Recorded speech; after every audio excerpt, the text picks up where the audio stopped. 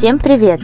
Хотелось бы рассказать о том, куда мы вчера ездили и что мы планировали увидеть. Мы останавливались в кемпинге в городе Эскель, и недалеко от него находится город Тревелин. Этот город известен тем, что в нем происходит цветение тюльпанов, точнее недалеко от него, с сентября по середину ноября.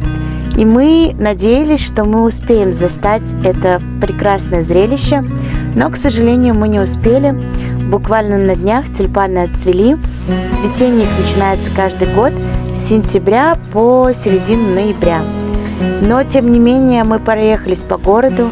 Он очень милый, уютный, чистый и оставил после себя приятные впечатления у нас. Поэтому мы хотим показать об этом городе небольшие видео, которые мы сняли, когда находились там.